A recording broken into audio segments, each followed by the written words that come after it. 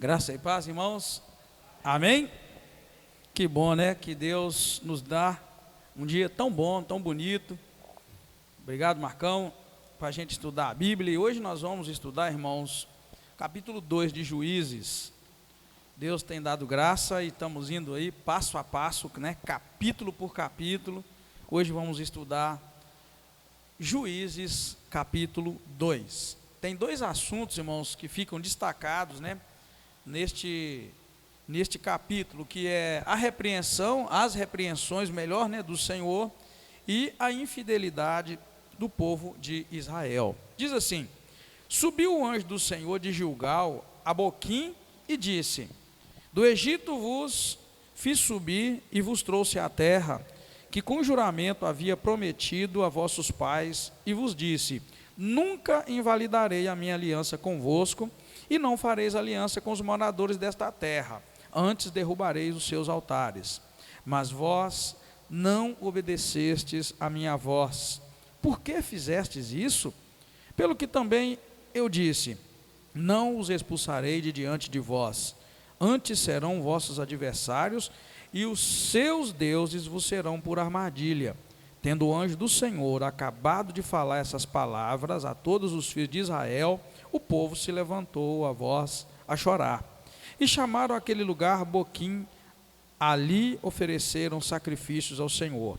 Havendo Josué despedido o povo, foram-se os filhos de Israel, cada um a sua herança, para possuírem a terra. Serviu o povo ao Senhor todos os dias de Josué e todos os dias dos líderes que sobreviveram a Josué, e viram toda aquela grande obra do Senhor, a qual ele fizera a favor de Israel. Faleceu Josué, filho de Num, servo do Senhor, com a idade de 110 anos, e o sepultaram no território da sua herança, em Timnat-Heres, na região montanhosa de Efraim, para o norte do monte Gaás. Foi também congregada toda aquela geração a seus pais, e a outra geração após deles se levantou, que não conhecia o Senhor, tampouco a obra que ele fizera em Israel. Então fizeram os filhos de Israel o que era mal aos olhos do Senhor, e serviram aos Baalins. Deixaram o Senhor, o Deus de seus pais, que os tirara da terra do Egito.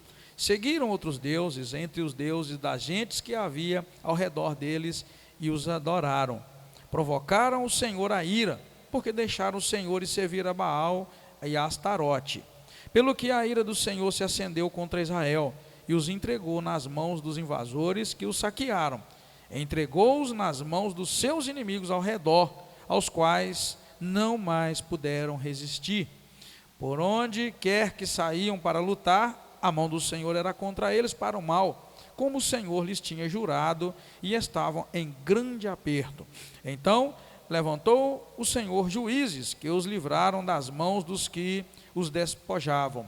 Contudo, não ouviram aos juízes, antes se prostituíram após outros deuses e os adoraram.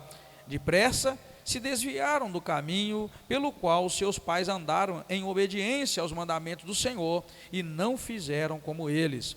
Quando o Senhor lhes levantava juízes, o Senhor era com o juiz, e os livrava das mãos dos seus inimigos todos os dias desses juízes.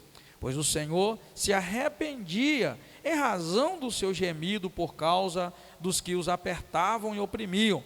Quando, porém, o juiz falecia, os filhos de Israel se desviavam e se corrompiam mais do que seus pais, seguindo outros deuses, servindo-os e adorando-os. Não deixavam as suas obras nem a sua obstinação. Pelo que a ira do Senhor se acendeu contra Israel e disse: porque este povo violou a minha aliança, que tinha ordenado a seus pais, e não deram ouvidos à minha voz, eu não expulsarei mais diante deles nenhuma das nações que Josué deixou quando morreu. Eu as usarei para provar a Israel e ver se há de guardar ou não o caminho do Senhor, como seus pais o guardaram. Assim, o Senhor deixou ficar essas nações e não as expulsou logo, nem as entregou nas mãos de Josué. Amém, queridos? Obrigado, Deus, pela leitura da palavra. Agora nós pedimos que o Teu Espírito Santo ajuda-nos a meditar nessa palavra e o Senhor nos ajude também a aplicar esta palavra ao nosso coração. Muito obrigado mais uma vez. Te damos graças e contamos com a Tua ajuda em nome do Senhor Jesus. Queremos que o Teu Espírito faça com que Tua palavra, ó Deus, encontre em nós uma terra muito boa, uma terra fértil, para que haja mudança em nós e que nós possamos glorificar ao Teu nome. Muito obrigado. Te oramos agradecidos em nome do Senhor Jesus Cristo. Amém. Pode sentar, queridos. Bem, queridos, vamos então. O que a gente está vendo aqui? Deus repreendendo Israel e ficando escancarada a infidelidade de Israel com relação à aliança do Senhor. E o que vai ficar muito claro para nós aqui, irmãos, é que quando nós quebramos a aliança que Deus faz conosco e nós com o Senhor, toda a intenção de nos fazer bem que Deus tinha, ela se transforma em coisas más. O próprio Deus cuida de fazer, de deixar chegar até nós o que é mal. Então isso é princípio bíblico que a gente precisa guardar no coração. Nossas atitudes, elas acionam o mundo espiritual. Essa é a regra que a gente deve viver em todo o tempo. Nossas atitudes acionam o mundo espiritual. Ou aciona Deus e os seus anjos a nosso favor, ou aciona o diabo e os seus anjos contra nós. E o próprio Deus, quando se ira, Ele mesmo já se coloca contra nós. E aí Ele dá um jeito, de permitir que o mal chegue até nós. Tá? Então tudo está nas mãos do Senhor, no controle do Senhor. Mas quando nós quebramos uma aliança, nós não agimos como Deus determinou para nós, então Deus não aprova, Ele não gosta, e aí Ele mesmo se levanta contra nós. Então não tem mal nenhum que sobrevenha sobre nós e que a gente possa atribuir isso a Deus, senão a nós em algum momento quebramos a aliança, não fizemos como Deus queria que fosse feito, e aí então o mal vai vir sobre nós. Então está nas nossas mãos, não na mão de Deus, essa questão muito séria. E nós vamos começar então notando o seguinte: o que vai falar para nós do versículo 1 ao 6 é Deus repreendendo Israel, Deus mostrando para eles, o quanto eles se desviaram dos seus caminhos. E o que a gente vê é que apesar dos muitos milagres, irmãos, de Deus diante do povo de Israel, e a cobrança de Deus com relação à fidelidade à aliança, não demorou muito e o povo se pôs a pecar contra o Senhor. É isso que nós estamos notando aqui logo nos primeiros 6 versículos dessa palavra. O Senhor chega a dizer assim, olha, presta atenção, verso 1 e 2.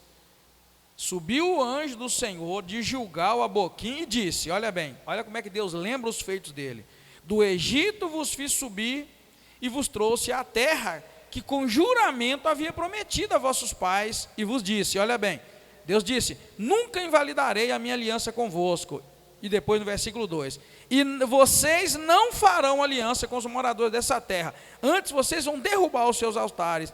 Aí o versículo 2 termina dizendo, mas vós não obedeceste a minha voz. E Deus pergunta, por que vocês fizeram isso? Então Deus, irmãos, falou com eles assim, lá no Egito, olha, eu vou tirar vocês com mão forte, mão poderosa, e vou colocar vocês numa terra que mana leite e mel. Mas vocês têm que observar os meus mandamentos, aquilo que eu mando você tem que obedecer.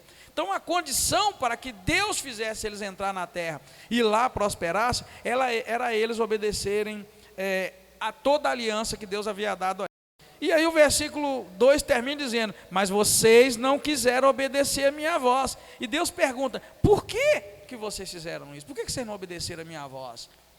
É a pergunta que Deus está fazendo no versículo 2, para a gente notar, irmãos, que por isso mesmo, ou seja, pelo fato de Israel não cumprir a parte deles na aliança que o Senhor havia dado, então, o que acontece, Deus anula a aliança, Deus não anula a aliança, tem um não aqui que eu deveria ter colocado bem grande, por causa do pecado do povo, Deus não anula a aliança, mas Deus castiga o povo, deixando que os moradores da terra ficassem no meio deles e os aterrorizasse. Isso é um princípio muito sério da Bíblia, da palavra do Senhor. Deus avisou para eles assim, quando vocês entrarem lá na terra, não deixa ninguém vivo, mata todos. Só os de longe vocês podem deixar, os moradores da terra, vocês destroem todos. E Deus ainda avisou, se vocês não destruírem eles, eles vão servir de laço para vocês, porque eles vão fazer vocês pecar. Aí Israel fez o quê? O contrário, entrou na terra e não destruiu os moradores da terra, foi deixando um aqui, outro ali. Nós vimos isso, irmão, nos últimos capítulos do livro de Josué, e também no primeiro capítulo de Juízo, que o povo não destruiu os moradores da terra. E o que significa para nós, então, Israel entrar na terra de Canaã e não destruir os moradores da terra e viver com eles? O que significa para nós? Para nós significa o mesmo que eu e você viver hoje aqui na nossa vida, mas viver convivendo com as pessoas mundanas como se nada tivesse de errado. É por isso que Deus falou, mata o povo, porque se vocês não matarem o povo vai fazer vocês pecarem. Eles não mataram o povo, e muito rápido, nós já encontramos no capítulo 2, que eles começaram então a sofrer as consequências. Então, queridos, quando Deus manda que Israel destruísse o povo da terra, Deus queria que eles fossem um povo que não se misturasse com os costumes da terra, que adorasse os deuses deles e que praticasse os pecados que eles praticavam. Mas foi exatamente isso que Israel quis fazer. Então eu e você hoje temos o dever de avaliar a nossa vida e ver se a maneira da gente pensar, a maneira da gente agir, se as coisas que a gente faz, de fato, são coisas que a Bíblia nos orientam ou são coisas mundanas, coisas que o mundo na verdade faz e nós fazemos e não tem nada a ver. O grande problema é a gente achar que não tem nada a ver, tá? Isso é um sinal claro do mundo na nossa vida, e nós podemos pegar mundo aqui como os moradores da terra de Canaã, que Deus falou, não conviva com eles, porque se vocês conviverem com eles, eles vão levar vocês ao pecado, tá? Então, Deus não vai invalidar a aliança, tá?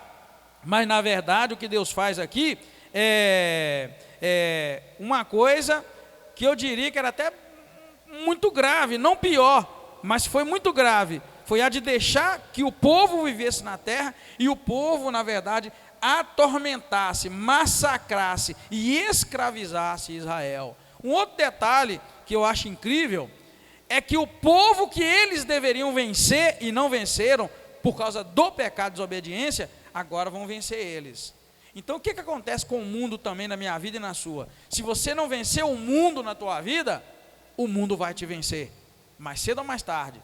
Pode não ser hoje, nem amanhã, nem daqui um ano, nem dois, mas um dia vai te vencer. É o que nós estamos aprendendo aqui nessa entrada de Israel na terra de Canaã. Deus falou, destrói todos, porque senão eles vão fazer vocês pecarem. Israel desobedeceu e não destruiu. Tudo bem, não destruíram? Agora vocês vão pagar um alto preço. Primeiro, Deus o quê? Deus se retira do meio deles. Aqui nós lemos que eles iam lutar contra os inimigos e os inimigos venciam. Venciam porque Deus se retirou da presença deles e Deus não queria mais conviver com eles. É assim a nossa vida quando o mundo, irmãos, está batendo na porta e a gente está aceitando. Deus se retira de nós e nos deixa sozinhos. Aí nós não temos força contra o mundo e o mundo nos pega, nos sucumbe. E a gente então vive uma vida de pecado e aí o pecado gera pecado, que gera pecado, que gera pecado e um dia nos laça. É esse o processo, tá? Então do 1 ao 6...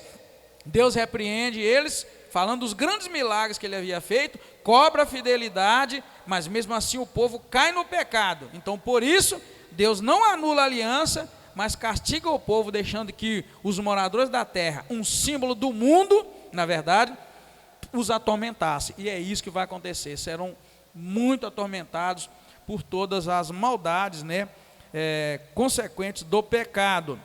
Eles se tornam adversário do povo de Israel, adversário do povo de Deus, e de certa forma vai vencer o povo de Deus. Sempre que Deus se retira da nossa vida, o inimigo nos vence. Então precisamos da graça de Deus e da presença do Senhor o tempo todo na nossa vida. Depois nós vamos encontrar já o segundo assunto, porque esse texto só traz dois assuntos, as repreensões do Senhor e depois a infidelidade dos filhos de Israel. A gente vai notar, irmãos, entre muitas coisas que eu notei aqui, me chamou a atenção, foi essa primeira frase. Uma geração que não conhecia o Senhor e tampouco conhecia os feitos do Senhor, é a prova de que Israel falhou ao comunicar a sua fé. Quero ler com você o versículo 7, 8, 9 e 10, para você ver onde foi que Israel falhou. Versículos 7, 8, 9 e 10, diz assim: serviu o povo ao Senhor todos os dias de Josué, e todos os dias dos líderes que sobreviveram a Josué, e viram toda aquela grande obra do Senhor, a qual fizeram a favor de Israel. Verso 8: faleceu Josué, filho de Num, servo do Senhor, com a idade de 110 anos. Verso 9: e eles sepultaram Josué no território da sua herança, em Tinate, na região montanhosa de Efraim, para o norte do monte Gaás. Agora o verso 10 diz: foi também congregada toda aquela geração a seus pais, olha aí, e outra geração após dele se levantou, que não conhecia ao Senhor, tampouco a obra que ele fizera em Israel. Preste atenção, queridos, que eu queria que você prestasse atenção e aplicasse isso depois na sua vida. Está dizendo para nós que daquela turma que saiu do Egito, irmãos, e agora entrou em Israel, eles serviram a Deus enquanto Josué estava vivo. Depois que Josué morreu, eles ainda serviram enquanto tinha gente viva, gente que viu o que Deus fez no Egito, no caminho. Mas a Bíblia diz que tão logo, então eles morreram, aquela geração toda morreu, a geração que viu o que o Senhor fez, se levantou uma geração, irmãos, olha, que não conhecia o Senhor e nem conhecia a obra que o Senhor fez. Isso quer dizer então, irmãos, que a geração de Josué esqueceu de falar para o povo as obras que Deus tinha feito até então, e esqueceram de mostrar para eles o Senhor, de alguma maneira, porque está falando que eles não conheciam as obras do Senhor. Isso é um ponto, irmãos, que chama a atenção. Se eu e você não falarmos das obras do Senhor aqui no púlpito, na rua, em casa, em todo qualquer lugar, como é que vai ficar? Não diz o texto da palavra? Como ouvirão se não há quem? Quem pregue. Gente, isso aqui é cenocolice, isso aqui eu falei, gente, não dá para acreditar. Aquela geração toda morreu e surgiu uma outra geração que não sabia. Essa geração que não sabia, irmãos, na verdade, não é nenhum daqueles que vieram do exército. É uma outra geração que foi nascendo a partir deles ali, porque aqui diz que eles se viram todos os dias de Moisés, e todos os dias também, todos os dias de Josué, e também serviram todos os dias daqueles que sobreviveram a Josué, o versículo 7. Quer dizer que mesmo os meninos mais novos ainda estavam ali, sabiam do que o Senhor fez, tudo tranquilo. Mas depois veio uma geração que não sabia. Isso quer dizer que o povo parou de propagar os feitos do Senhor, parou de dizer o que Deus fez, parou de dizer do poder de Deus. O povo de Israel viveu na terra. Agora eu vou chamar um outro assunto com vocês também, irmãos. Não é que na verdade agora Israel está vivendo um outro tempo. Israel viveu no deserto eles não tinham onde comprar roupa, arrumar roupa, não tinham onde pasto para criar suas ovelhas, e lá Deus dava tudo para eles. Agora eles estavam morando em casas, não era mais em tenda, agora eles tinham cidades muradas, eles tinham tanta coisa, e isso na verdade é um problema na vida do homem, na vida da mulher. Quando a gente, irmãos, está bem de saúde, quando a gente tem dinheiro, quando a gente tem tudo, nossa tendência é não buscar a Deus tanto quanto a gente buscava quando precisava do Senhor. Eu estou vendo isso claro, e Deus não orientou Israel, irmãos. Antes de entrar na terra prometida, Deus tinha falado para Israel assim: cuidado para que quando vocês entrarem lá, e vocês estiverem morando em casas e colhendo, vocês não se esqueçam do Senhor que vos tirou da terra do Egito. Deus avisou para eles. Qualquer um de nós sabe disso, irmãos. É raro quando você está muito bem de saúde, tua família está bem, tem dinheiro no banco, tem trabalho, tem tudo. É muito raro a gente estar lá agarrado com o Senhor. Hoje eu saindo com meu cunhado e minha cunhada para eles comprarem algumas coisas e levar para casa. E aí, na hora de comprar pasta de dente, ele comprou Colgate. Quem gosta de Colgate aqui? Eu compro sempre a mais barata, então eu vou lá e pego lá, que dá mais barato e tal. Ele comprou Colgate, aí eu falei, eu não compro essa não, eu compro aquela outra ali e tal. Ele falou, não, eu gosto de comprar essa, porque o dono da Colgate é crente. Você não sabia não? Eu falei, não, eu já ouvi dizer. Não, e ele é crente, e ele não dá o dízimo, ele dá 90% que ele ganha. Aí na hora eu parei para pensar assim, eu já sabia dessa história dele e de uma fábrica de máquina pesada, chamada Caterpillar. Você vê que a máquina Caterpillar, fica sabendo, o camarada é crente, e ele é o seguinte, quando ele estava começando a empresa dele, ele era crente, ele dava o dízimo. Só que Deus tocou no coração dele para fazer o seguinte, não vou dar mais o dízimo, eu vou comer o dízimo e vou dar 90% do dinheiro que eu ganhar para a igreja, para a obra de Deus, para o Senhor. E ele começou a fazer, e ele é multimilionário. Aí na hora eu pensei assim, caramba, a coisa mais difícil é alguém que tem dinheiro, irmãos, lembrar de Deus, e ele lembra. Mas, irmão, o que eu quero dizer com você? O camarada é multimilionário, mas ele não começou multimilionário, ele começou pobre como qualquer um de nós, mas ele falou, eu não vou dar o dízimo, eu vou dar 90% e ficar com 10% para mim. E o meu cunhado falava, e não é, Edgar, que a maioria de nós tira 10% chorando e resmungando. E aí o pastor da igreja dele lá ainda fala, gente, tem que dar com alegria, igual a Bíblia manda, e ele falando assim, que tem que ser assim. Você teria coragem, irmão, de, a partir de hoje, entregar no gasofilácio aqui 90% que você ganha e ficar com 10%? Principalmente se for muito, né? Principalmente se for muito. Isso é fé, mas está dentro do assunto que eu estou dizendo para vocês.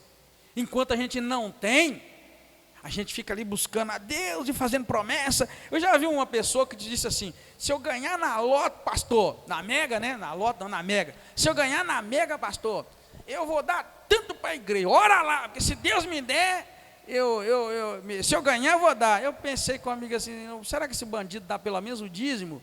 Porque se você não tem coragem de tirar, irmão, vamos ser sinceros, você não tem coragem de tirar 10% que ganha e dá com alegria, você dá por obrigação, tanto que na hora que a coisa aperta na sua casa, você para de dar o dízimo, ainda vem com aquela conversa mole, eu pastor, porque apertou, parei. Eu nem gosto de conversa com gente assim, eu prefiro que nem me fala, porque isso é infidelidade, isso é pecado, isso impede Deus de te abençoar. Aí as pessoas, apertou, não dá o dízimo, e trata o dízimo como se fosse... Trata o dízimo pior do que o empréstimo que você faz no banco, porque o empréstimo no banco você paga porque tem juros altos, e com Deus o juro é mais alto ainda. Malaquias diz que se a gente não for fiel no dízimo na oferta, o Senhor, o devorador vai e come tudo, mas a pessoa tem mais medo do banco do que de Deus. Eu acho que a gente deve temer mais a Deus do que o banco, a polícia, mas não é assim. Então qualquer coisa, mas a gente deixa de ser fiel, mas a gente fica buscando a Deus, fazendo o jogo com Deus, né? Ah, se Deus me der, se Deus me der, se Deus me der. Deus não quer nada além do que você tem, Ele quer o que você tem. O que você não tem, não faz parte do que Deus quer. Sabe o que Deus quer de você? Os peixes e os pães que você tem. Lembra lá aquele menino lá na hora de fazer, de distribuir a ceia? O Senhor não pediu dele 10 mil pães, 5 mil pães. Ele pediu o pão que tinha e o peixe que tinha. Traz cá o que vocês têm. Trouxeram, Deus, o Senhor abençoou e aquilo multiplicou. Então Deus pode alimentar uma multidão com os pãezinhos e os peixes que você tem. Mas você retém, não multiplica. Quando a gente retém, um milagre não acontece. Se aquele menino segurasse o que ele tinha, se aquelas pessoas dos pães e dos peixes segurassem o que tinha ali, porque ele não tinha rio para pescar, ninguém pescou, estava ali, era o lanche de alguém. Jesus falou, traz cá, o que vocês têm? Ah, nós temos tantos pães e tantos peixes, então traz cá. Ninguém foi pescar e nem foi na padaria. O que vocês têm? Temos tanto de pão, tanto de peixe, traz cá então. Senhor, mas o que é isso para uma multidão dessa? Traz cá, eu quero que você tenha. Agora, se o outro segura e fala, não, esse pão é meu, esse peixe é meu, não dá para todo mundo mesmo, dane-se. Não, apresentou o que tinha. Então, Deus quer o que a gente tem, queridos. O que a gente não tem, não é para nós. Deus quer o que você tem. É a oferta da viúva pobre. É princípio. Mas, quando a gente não tem, a gente busca a Deus e faz até jogo com Deus, esses jogos que eu estou falando aí. Ah, eu vou ser fiel, ah, eu vou ser aquilo. Jogo que Deus sabe que é mentira, e Deus nem entra, né, na jogada nossa. Igual o rapaz lá, se eu ganhar na mega, pastor, eu vou lá e vou dar tanto para a igreja. Ah, rapaz, você não dá nem um dízimo, você vai dar na mega? Eu duvido você ganhar 30 milhões aí, você vai ter 10%, 30 milhões, é quanto? 3 milhões? 3? Você acha que o Samara ganhar 30 milhões? Pode até existir alguém, irmão. Mas eu duvido muito que a vai ter que arrancar 3 milhões, chegar em qualquer igreja, passar em qualquer uma, falar, está aqui é dízimo. Se a igreja perguntar de onde, certamente ela não vai aceitar, né? Bem, eu acho, né? Mas se não perguntar, vai, manda para cá, 3 milhões a gente faz muita coisa com ele. Mas você acha que o camarada vai ter coragem? Eu duvido muito, porque quem não é fiel no pouco, não consegue ser fiel no muito. Por isso que eu estou citando o homem lá da Colgate. O homem lá no início da caminhada aí falou assim, eu vou dar 90%, e Deus provou ele. Você vai dar 90%? Então vou te fazer um dos homens mais ricos do mundo, quero ver se você vai dar. E ele continua. O da Caterpillar, aquele das máquinas pesadas, trator, essas coisas assim, há muitos anos atrás, ele deu um testemunho e ele disse que ele não sabia quanto que ele tinha, porque só crescia, já não sabia mais. Então, querido, é assim que funciona. Então Israel estava agora vivendo um momento de uma geração, irmãos, que não conhecia o que Deus fez e muito menos, irmãos, conhecia a Deus. Então essa geração foi a que caiu, a que tombou. Está dizendo para nós aqui que enquanto Josué, que conhecia o que Deus fez, e aqueles homens da geração de Josué viviam, o povo então serviu a Deus obedientemente. Mas surgiu uma geração que não conhecia a Deus e nem sabia o que Deus fez. E eu não estou aqui, irmãos, inventando, eu estou dizendo que teve uma geração em Israel que esqueceu de propagar que Deus é bom, que Deus sustenta no deserto, que Deus abre o mar vermelho, que Deus mandou as pragas, que Deus falou que ia trazer a gente de 3. Essa geração é exatamente a geração que nasceu em casas e não nasceu no deserto. É a geração que tinha cidades muradas e não vivia em tendas no deserto. É a geração que tinha fartura, que colheu onde não plantou, como diz a palavra, nós vimos no capítulo anterior. Então, querido, nas épocas de vaca gorda, a nossa tendência é cruzar os braços e não buscar ao Senhor e abandonar o Senhor. Então essa geração que nós estamos vendo aqui é uma geração que nasceu lá na fartura, não é? Todo mundo aqui, irmãos, que viveu pobreza e a miséria, valoriza o pouco que tem hoje. Todos que viveram já a necessidade, valorizam o que tem. Agora quem não conhece isso, não sabe de nada. Por exemplo, irmãos, eu sou de uma geração que se você quisesse comunicar com alguém de outra cidade, tinha 2 opções, carta ou telefone. O telefone era raríssimo, então o jeito era por carta. Carta demorava 7 dias para chegar numa cidade e mais 7 para voltar se a pessoa respondesse automaticamente, rapidamente.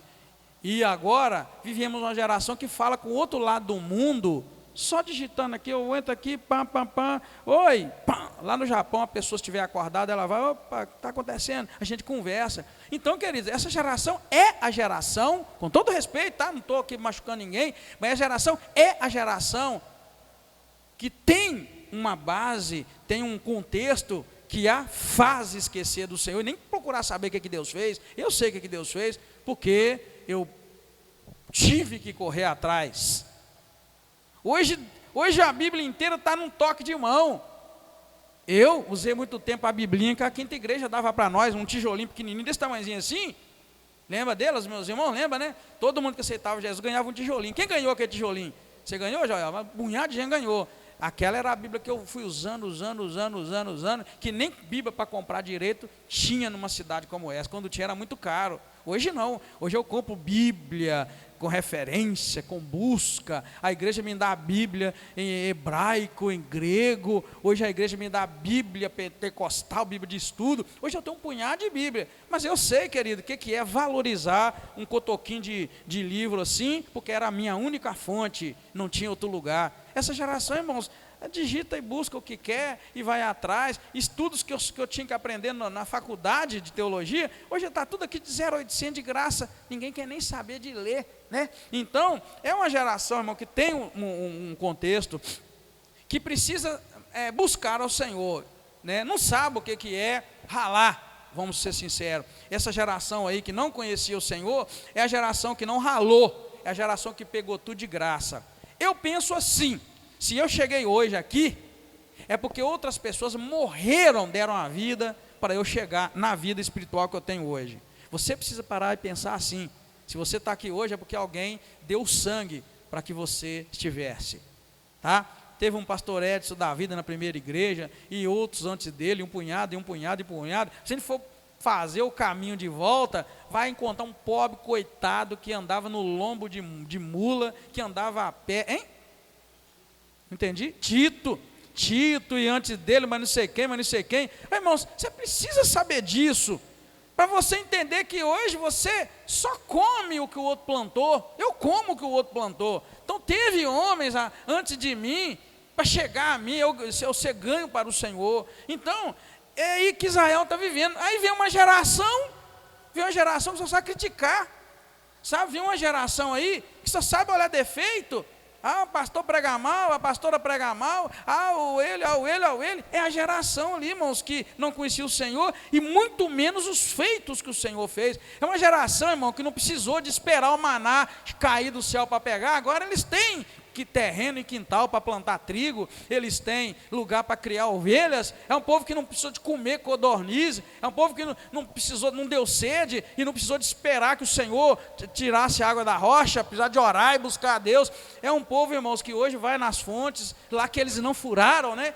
E vai nas plantações que eles não plantaram e mora nas casas que eles não construíram. Gente, não adianta. Essa geração precisava conhecer o Senhor. No entanto, ela não deu ouvido, não quis ouvir, não prestou atenção. E aí eu noto uma falha grande. Israel falhou em comunicar sua fé, porque de certa forma não viram que aquela geração estava uma geração, irmãos, sem o conhecimento devido do Senhor, tá bom? E aí, o que acontece? Morre Josué, e o povo então, o povo peca, e Deus se ira contra o povo. É o que nós vamos ver no versículo 11 ao 15. O que diz? Então fizeram... O 10 termina dizendo: levantou-se uma geração que não conhecia o Senhor e tampouco as obras que ele fez em Israel. Aí o 11: então fizeram os filhos de Israel que era mal aos olhos do Senhor e serviram aos balins.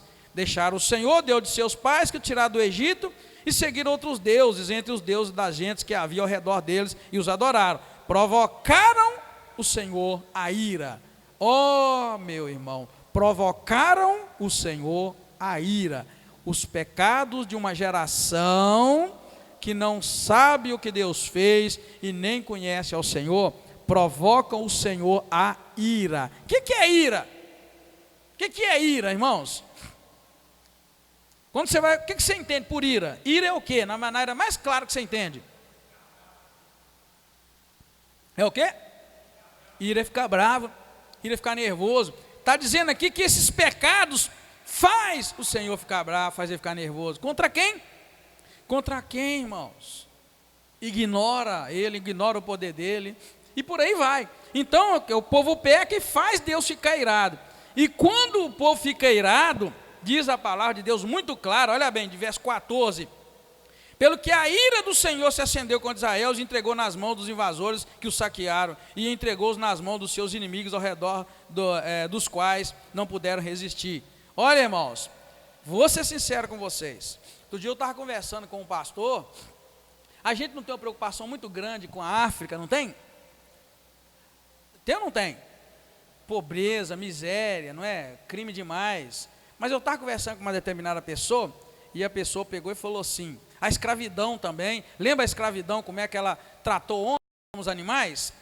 Aí eu conversando com uma determinada pessoa, a pessoa falou assim: é isso que Deus faz quando se larga o Senhor. E vamos ser sinceros, irmãos, quais as religiões da África? Aí eu me lembrei de Mateus. O que Mateus diz? Vós sois o quê? O sal da terra. E se o sal perder o sabor, para que ele serve? Para nada mais do que ser lançado fora e pisado pelos homens. Ali a minha dó acabou, porque agora ainda eu estou vendo o que Deus faz quando a ira dele se acende contra alguém. Mas a escravidão, do jeito que ela foi, também é impossível de ter não existido, porque um povo que abandona Deus vai sofrer. Israel sempre sofria. Israel sofreu no Egito como escravo, a palavra diz escravo. Por quê? Né? Agora, cá do outro lado, agora nós vamos ver logo depois aqui, Israel vai outra vez sofrer. Deus está avisando no capítulo 2 que eles vão sofrer exatamente porque não obedeceram a Deus. Então, querido, se você, irmão e irmã, não correr para os braços do Senhor, agradar a Deus em tudo, se Ele ficar irado com você, você só vai tomar na cara. É a Bíblia e não é o pastor de Gaia, eu não posso mudar isso. Então a gente tem que, é o que eu falei outro dia, um Deus tão grande, tão poderoso, é melhor tê-lo do meu lado do que contra mim. É isso que está dizendo. Quando vai dizer aqui que os pecados do povo acenderam a ira do Senhor, ele ficou bravo e falou: ah, pá, agora é assim, agora eu não ajudo vocês, e os seus inimigos vão chegar e vão aprontar com vocês. Então que ele me deu paz porque eu não aceitava a escravidão como ela aconteceu. Só pude entender depois que essa pessoa me ajudou a ver que é um princípio bíblico. Está vendo como é que funciona a coisa? Abandonou Deus, a ira de Deus se acende e arrebenta. Agora, no contexto atual, o que você diria? Deus está irado com o Brasil ou não está irado? Não está. Deus não está irado com o Brasil não, irmãos. Deus está escancarando as portas para nós. Ainda não. Mas se irá, e eu tenho muito medo dele irá. Porque eu vou te ser sincero. Satanás, Deus me mostrou isso ontem. Os que servem a Satanás estão mais unidos do que os que dizem servir a Deus. Ainda não. Mas se a gente bobear, eu não quero nem estar aqui. Eu vou pedir a Deus, Deus, me dá uma chance de sumir daqui, não quero nem ver. Porque nós não sabemos o que é, irmão, provar da ira de Deus. Nós não sabemos. Você sabe, irmãos, eu esqueci agora a reportagem, eu li ontem. Acho que é um queijo. Sei lá o que é que a reportagem mostrou. Um salário mínimo da Venezuela dá para comprar, acho que é não sei se é um queijo, sei lá o que. Um salário mínimo. Foi aprovado agora o novo salário deles, né? Você imaginou o que é com R$998 você comprar um queijo? Falando do salário daqui, mas eles quiseram. Toma, você escolheu. E aqui nós tivemos à beira, estamos à beira de cair. Ainda tem uma turma aqui no Brasil que acredita ainda que não tem nada a ver. Ai, Senhor. Só estou te mostrando, querido, porque Juízes vai mostrar para nós que esses líderes eram homens que Deus levantava, e em grande parte, homens com teor de política, tá? A gente às vezes espiritualiza tudo, você vê que eram homens como que advogavam a causa, julgavam na verdade as causas de Israel, dentro de um ponto de vista muito político, dentro da vontade de Deus. E aqui a gente está vendo o posicionamento de Deus. Então, o povo peca, e Deus vai e fica irado. E eu estou mostrando para você, queridos, vamos levantar como igreja. Deus não pode ficar irado com o Brasil. Se ficar irado com o Brasil, nós estamos roubados. Deus vai ficar irado. E eu não quero estar aqui. Eu falo, Deus, me tira, me manda para algum lugar. Não me manda para o céu não, porque estou novo ainda. Mas não me deixa ver, eu não quero ver. Eu não quero ver, irmão, o salário mínimo não dá para você comprar nem a cesta básica. Eu não quero. Eu não quero estar aqui para ver. Não quero ver você não ter condições de pagar a água, pagar a luz. Não quero ver. Eu não quero estar aqui. Mas quando a ira de Deus se levanta, é isso. Tem gente que pensa que é só guerra, é só isso e aquilo, é doença. E já imaginou o que é você, o seu salário, irmão? Um salário mínimo não dá para comprar nada do que a gente compra hoje. Quero ver que você vai fazer o quê? É isso que a gente nota que Deus, quando se levanta, se fica irado, Ele permite que aconteça. Agora, deixa claro para nós também, irmãos, que Deus então começou, depois da morte de Josué, e daqueles que viveram no tempo de Josué morreram, o Senhor começa a levantar juízes. Então Deus era com os juízes e livrava o povo. Agora eu quero que você preste atenção. Os juízes ocupavam um lugar de autoridade. Eu quero que você pense em todas as pessoas de autoridade que existem, e pense em especial no pastor, no homem que lidera. Aqui a Bíblia vai mostrar que quando Deus levantava os juízes, Deus não era com a nação de Israel. Deus não gostava da nação, mas gostava do juiz e livrava o povo. Pega a tua Bíblia, verso 16, 17, para você entender. Olha, 16, 17, 18. Então levantou o Senhor juízes, que os livravam das mãos dos seus, que os despojavam. 17. Contudo, eles não ouviam os juízes, mas antes se prostituíam após outros deuses e os adoravam. Depressa se desviaram do caminho pelo qual seus pais andaram em obediência aos mandamentos do Senhor, e não fizeram como eles, como seus pais. Verso 18, olha bem. Quando o Senhor lhes levantava juízes, o Senhor era com o... O que diz na sua Bíblia, verso 18? Vou repetir então, ó. Quando o Senhor lhes levantava juízes, o Senhor era com o juiz. Está vendo, irmão? Não era com o povo, era com o líder. E os livrava das mãos dos seus inimigos. Então, queridos, Deus tem um compromisso com a pessoa pela qual Ele levanta. Deus ia com o juiz e livrava o povo. Então a gente precisa começar a orar pelos nossos líderes, orar pelo presidente da república, parar de escutar mentira e fofoca e pagar um preço por ele, pelo juiz que Deus colocou. É isso que eu estou querendo que os irmãos entendam. Deus levantava o juiz e era com o juiz e não com o povo. Ele não estava nem aí porque o povo vivia em pecado, mas ele olhava um homem como se aquele homem representasse a nação inteira. Então ele era com aquele homem que era o juiz e tratava o povo bem. Aí morria aquele homem, o povo só sofria. Aí Deus levantava outro juiz, Deus era com o juiz, e aí por causa daquele juiz abençoava o povo. E a gente precisa prestar atenção, irmãos, nessas questões, tá? Mas concluindo, para nós, a gente vai ver o quê? Que Deus então usou a aflição para ter provas de que Israel lhe amava. De certa forma nós encontramos na palavra que Deus então ficava irado com o povo, e Deus disse: eu não vou expulsar nenhum desse povo de diante de vocês, mas muito pelo contrário, verso 22, eu os usarei para provar Israel, e ver se há de guardar ou não o caminho do Senhor, como seus pais guardavam. E assim Deus deixou viver aquelas nações no meio de Israel, exatamente para provar e ver se Israel amava. Presta atenção, Deus falou: então não vou tirar o povo, vou deixar o povo para o povo massacrar vocês e ver se vocês me amam de verdade ou não.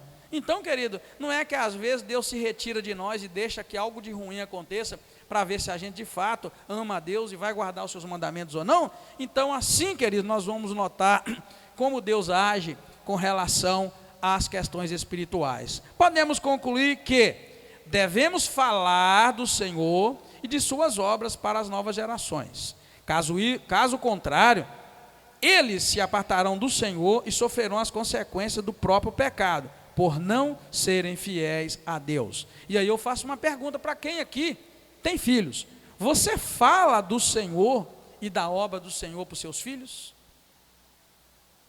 A minha pergunta para encerrar é para quem é pai, aqui e tal. Você fala do Senhor para os seus filhos?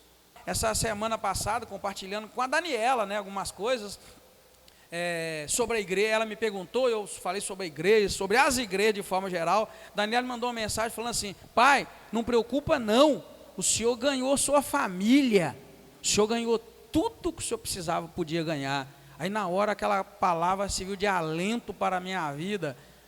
Eu lembrei que eu falei do Senhor e falei dos grandes feitos do Senhor para elas ouvirem lá dentro da minha casa. Agora cada uma casou, foi para um lado e pronto, acabou, eu já não tenho elas mais. Então, queridos, nossos filhos precisam ouvir da grandeza do Senhor e das obras que o Senhor fez, se é que nós queremos que eles conheçam a Deus.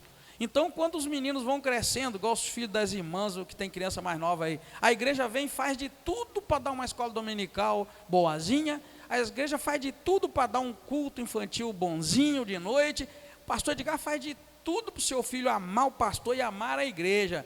Mas se você em casa não continuar o trabalho e falar das grandezas do Senhor, fala dos milagres que Deus fez na sua vida. Lá em casa a gente tinha prazer de falar que a Raquel foi curada, a gente tinha prazer de falar que Deus prometeu um punhado de coisa para mim, para a Ana Silva, e Deus fez. A gente tinha prazer de a Ana Silva doente demais lá e quase morrendo em 97, a gente tinha prazer de falar que as irmãs desta igreja, na época da irmã Zeni, da irmã Felizinde, quem mais as irmãs daquela época, eu não lembro.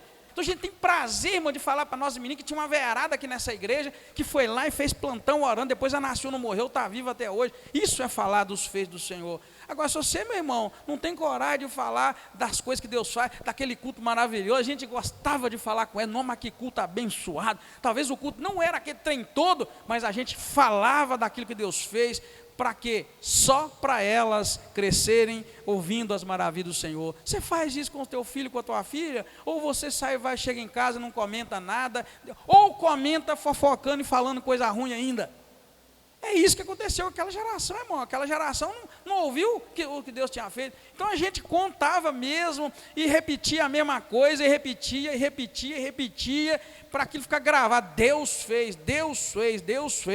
E elas então cresceram com aquela expectativa. E quando ela me mandou essa palavra: pai, fica tranquilo, pai, fica em paz. Aqui também a igreja está assim, lá também, e os pastores tudo reclamando que as igrejas estão esquisitas. E ela vem e fala: pai, o senhor ganhou sua família, o senhor ganhou sua casa, pai. Fez o trabalho. Aí eu, na hora, vi um bálsamo sobre a minha vida. Peraí, eu estou muito preocupado com a sua vida, com a vida do outro lá, assim, estou doido querendo que todo mundo fique firme. E ela vem e me fala: pai, o senhor ganhou nós. Aquilo me veio uma alegria muito grande, porque Israel esqueceu de ganhar os filhos. Israel ficou muito empolgado com a terra, com os bens materiais e não ganhou os filhos. E o teu papel, querido, e o meu papel é esse, ó. Fala do Senhor e das obras do Senhor para os seus filhos, porque assim eles nunca vão se desviar dos caminhos do Senhor. Amém? Mesmo quem não tem filho, deixa eu ver quem não tem filho aqui. Mesmo quem não tem, quando chegar em casa, começa a falar das grandezas de Deus. Olha, mas Deus fez isso, Deus fez aquilo, e como Deus é bom, como Deus é maravilhoso. A fé veio pelo ouvir. E se você não falar, como é que vão ouvir? Amém, queridos? Vamos embora para casa? Vamos orar, né? Encerrando. Semana que vem, se Deus der graça, nós vamos continuar com este lindo estudo da palavra do Senhor. Oremos. Muito obrigado, Deus, porque esta geração ainda tem muitos que viram as grandes obras do Senhor, como o Senhor abriu caminhos por lugares impossíveis, como o Senhor manifestou poderosamente. Te agradeço e peço que o Senhor aplique essa palavra ao nosso coração e que saiamos daqui cheio de poder e de autoridade para falar das grandes obras do Senhor para as pessoas que nós encontrarmos. Obrigado mais uma vez, leva-nos em paz, é o que nós te pedimos agradecidos, em nome do Senhor Jesus Cristo. Amém. Deus te abençoe, te guarda. Estamos juntos, se Deus der graça. Se você quiser um culto na sua casa, viu, queridos? Tijonas está com a lista ali, marca, porque dezembro a gente fecha essa agenda. Deus abençoe, em nome de Jesus.